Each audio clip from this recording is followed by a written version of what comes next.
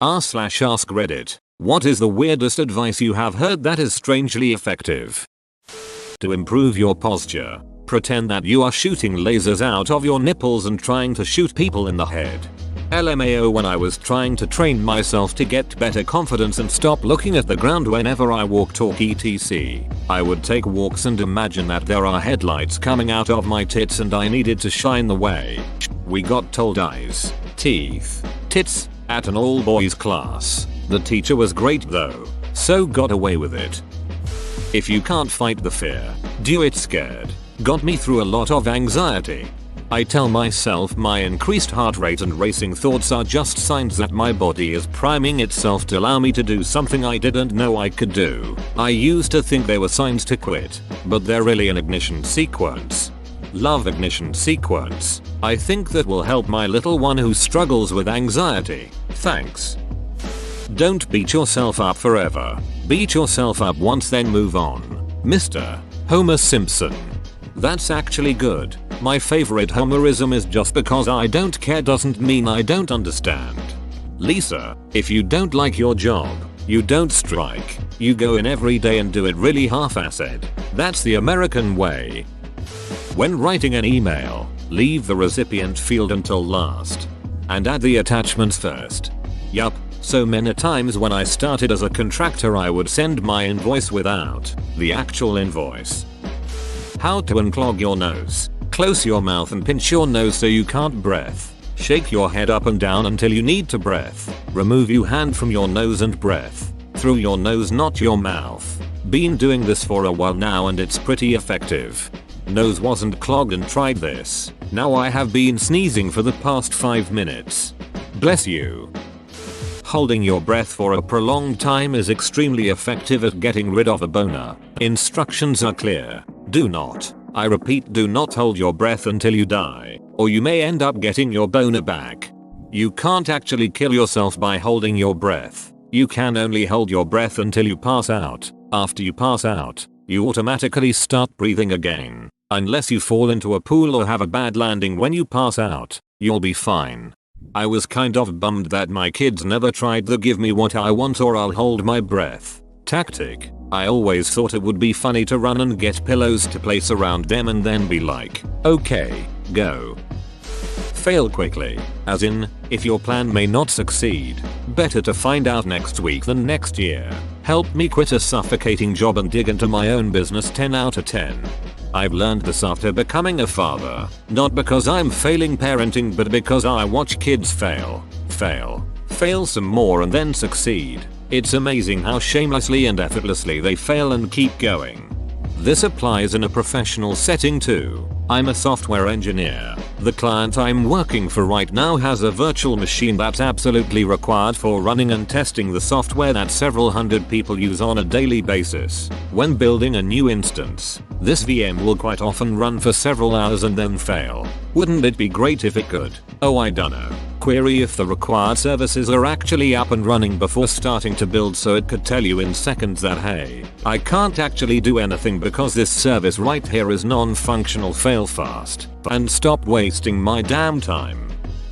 If looking for something in a low light environment, try to use your peripheral vision.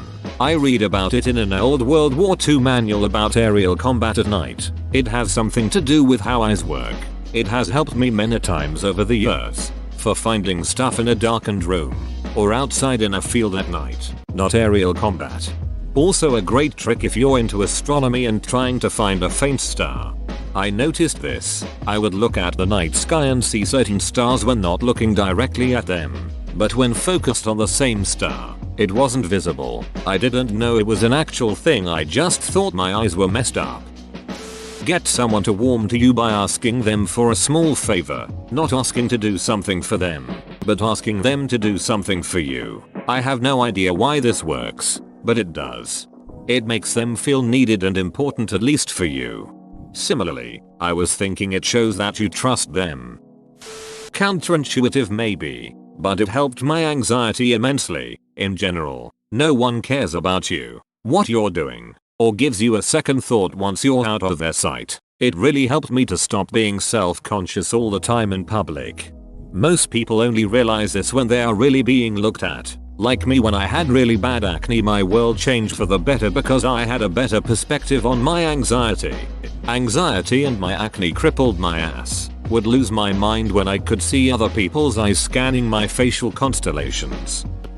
No one thinks about you as much as you do, meaning they're all worried about people thinking about the tiniest embarrassing things we do, when no one really cares. It gave me freedom to take on more challenges and not worry about failure. 2 from elderly southern relatives. Something ain't nothing.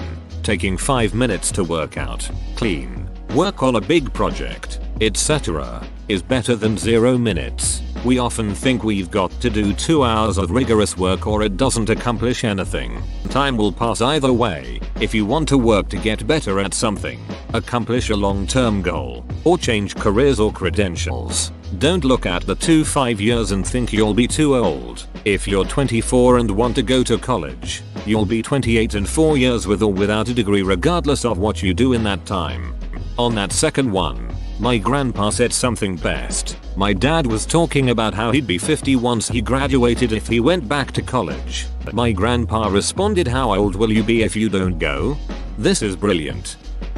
Rinse your cereal bowl straight away. That stuff sets like concrete. But I was just about to eat the cereal. Did he stutter? It's only embarrassing if you're embarrassed. The older I get, the more I understand this one. Edit. You guys are awesome. Thank you for the awards and feedback. If you're not willing to look stupid, nothing good is ever gonna happen to you. Dr. Gregory House. Don't give excuses unless they ask for it. i.e. if you are late for work, just say that you are late, not why you are late. Never volunteer more information than is needed to get through the situation. Sometimes you'll just make things worse by moving their focus to something they didn't even know about. i.e., sorry I'm late to the meeting. I was trying to help coworker finish up their presentation. Boss, what? Open bracket. Coworker told me they submitted that last week. Now you're late and got your coworker in a jam. One time I got a super shitty report card and my parents came in the room saying something like, "We know you messed up, but if you admit what you did was wrong you'll be in less trouble." Not knowing what they were talking about, I admitted me and my buddy were selling weed. I did not get in less trouble. I got grounded for a summer. Sucking at something is the first step to being sorta good at something. Honestly, it's deflated the embarrassment of making mistakes when learning new things. It's okay to suck at something on your way to okayness. It's okay to not be good at your hobby.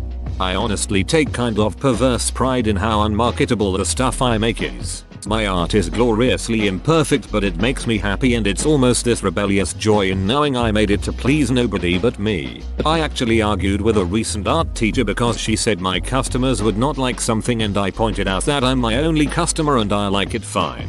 Now I just need to overcome that and get to the point that I accept it's okay to make high quality things, and that still doesn't mean I have to monetize it. But yeah, in a world that tries to commoditize all your free time and turn every interest into a hustle, making something unmarketable can be an act of rebellion. One time the guy who came to fix my refrigerator told me, "If you don't know what to do, drink some water." It's actually surprisingly solid advice. I don't know what to comment. Sips. This is actually a pretty common tactic for presenters, speakers, etc. Someone asks a tough question, don't go up and then go into your answer. Instead, take a drink of water while you mentally prepare a reply. For all my others or other who struggle with executive function, do chores while waiting. Have something in the oven. Let's see how much laundry you can fold before the timer goes off. Microwave. I bet you can empty the dishwasher in 90 seconds. On a phone call, pop in those earbuds and let's tidy while we talk. I get so hung up on waiting mode. Trademark sign. And the novelty of trying to accomplish a small task during that interim feels a bit like a deadline pressure, which is basically the only thing that motivates me. Tricking my brain into a mini productive panic is startlingly effective. As a 30-something adult with newly diagnosed ADHD, I don't operate that way. I follow the "if you give a mouse a cookie" model. Put something in the oven? Sure. I can vacuum while I wait. Oh damn. The kids led their basketball inside? Why did they have it inside anyway? I'll put it in the garage. Man, this garage is filthy. I'll just tidy it up a minute. Hey, I found my fishing pole. I wonder if that pond around the corner actually has any fish in it. I'll just grab some chicken scraps, bait, and a beer from the garage fridge and go check. Meanwhile, my brownies have started a house fire and I'm trying to figure out where to do with this catfish I caught. I should have brought a bucket. You have my brand of ad, apparently, and sometimes noticing all the things that needs done turn into being overwhelmed and frozen from doing anything at all. If you want to buy something, wait 24 hours, and if you still want to buy it afterwards, then buy it. This has really cut my impulse buying down and has made saving money extremely easy. Personally, I calculate the item based on hours needed to work and try to visualize if me working those hours for it is worth it. Edit. I just want to mention I have OCD, so the waiting 24 hours thing did not work for me. Sometimes you have to find the method that works for you. People don't always remember what you say but how you make them feel. Here in Brazil, once I read something like this: your neighbors won't remember that you said good morning, but try to say duck you and they'll remember it for the rest of the day. I built the bridge that connects our town with the nearby city, but do they call me Tom the Bridge Builder? No. I set up the local fire brigade, but do they call me Tom the Firefighter? No. I do home repairs for my neighbors whenever they ask, but do they call me Tom the Handyman? No. But you duck one goat. This is one I came up with to explain my self-esteem. You can't sad your ugly away. I woke up one day after years of torment, a lot of which from myself, and realized that being upset about how I look won't make me any prettier. So I may as well just own my looks. I can fix what I can, but being upset about it ain't gonna do shit. May as well love my fugly self. Loving myself when I felt no one else would, and being happy and enjoying life despite it all. It really is the greatest revenge I could come up with. My therapist told me, would you befriend someone that would talk to you the way you talk to yourself? Be your own friend first and things will be kinder. Thanks for your quote. Very poignant. Honestly, I had self-image issues until I heard someone say, I'm not ugly, I'm just not my type, which I'll always remember. Everyone's someone's type, damn it. Whoa, you made it to the end? You're a ducking beast. I'll cut you a deal. Smash like and subscribe for more curated content, bruh. It's free and that's a great price.